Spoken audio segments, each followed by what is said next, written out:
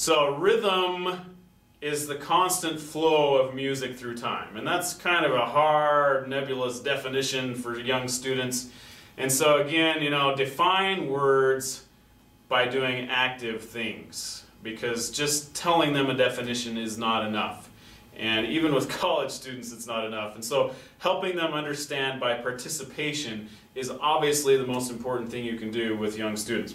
All right, we've already introduced rhythm because we've showed them we have a steady, constant beat. And over the top of that, we can have different things going on. Sometimes it's the same. 1, 2, 3, 4, 5, 6. But as we hit 7, all of a sudden, we're adding an extra syllable to that beat. 7, 7, 11, 12, 13, 14, 15, 16. And you'll notice that all of a sudden it's a little more interesting because there's more going on with our talking. Now, one of the ways that I like to use students in the classroom and involve everybody and make it a personal thing for them is to use their names. And I use children's names a lot, especially the first couple of weeks of class. It helps me learn their names and helps them feel good about their names and who they are as a person.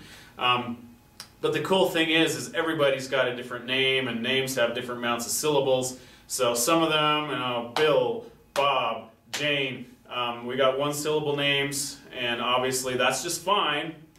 But most of the names that we use today are usually 2, 3, sometimes even 4 syllables. So Sarah, Sarah, Caleb, Caleb, and things like that, where they're simple. Some of them get even more complex.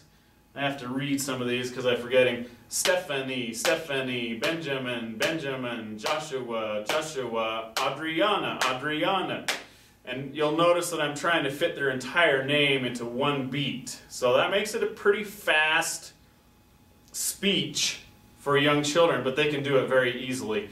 Now the cool thing about this is they're starting to understand that depending on how many syllables there are going with the beat, the faster they have to talk.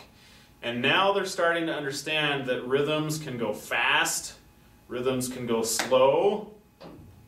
Maybe we could even slow things down and say, Bob, and say a one-syllable word over the course of a few beats. And then they can understand that sometimes notes or rhythms are slower than the beat. Okay?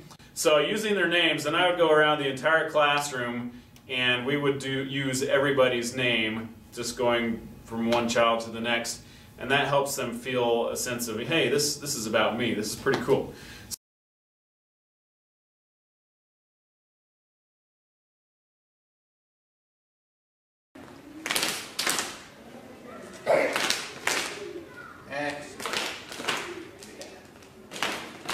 Mr. Taylor.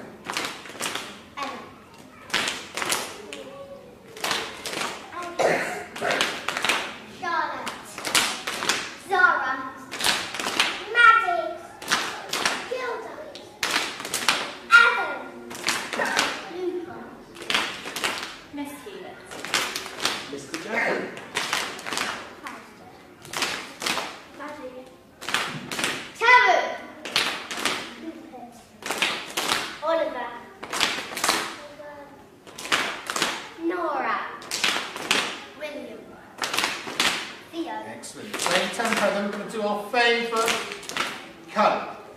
Same direction. Here we go. Pink. Red. Green. Turquoise. Pink. Yellow. Turquoise. Gold.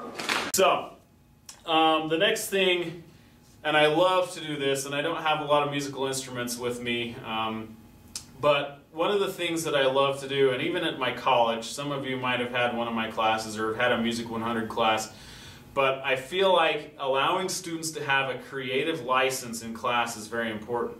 So what I'll do is I'll get my class tapping their knees along like this to the beat. And maybe, let's do this, I'll snap my fingers to a rhythm.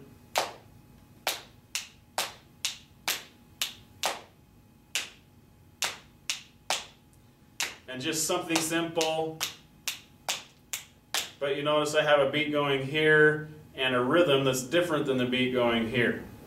Now, students, I would let them just clap, because clapping is much easier than snapping, obviously. But everybody in the class will be doing their beat, and have them do it soft so they can hear. And one student's going to clap.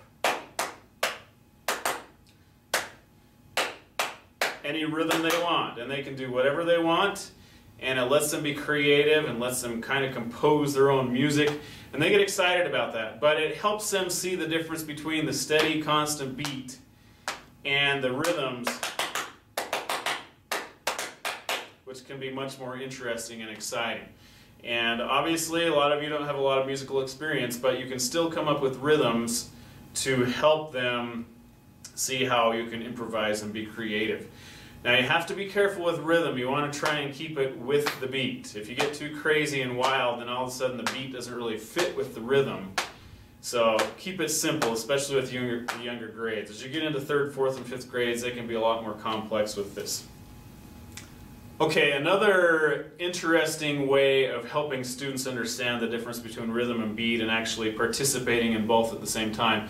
Obviously, speaking or singing, and singing is a good thing to introduce. I'm not introducing singing yet because that's in a different section. But I want you to notice how we can chant things in different rhythms along with our beat. Here's a good one. Hello, hello, everyone. How are you this Monday morning? And just do simple exercises like that. How about just grabbing a nursery rhyme? Mary had a little lamb, little lamb, little lamb. Mary had a little lamb whose fleece was white as snow. And obviously you'll point out that what their voice is doing is not the same as what their hands are doing as they tap the beat. So there's some simple ways to help students understand the difference between beat and rhythm. Now with the older grades, they should already have this concept learned and understood. And so a lot of what you're going to be doing is helping them learn to read rhythms and practice more complex rhythms. And so if you get more complex syllabic words and using them with the same idea, older children will appreciate that just as much as younger ones, as long as it's just got a little more complexity for them.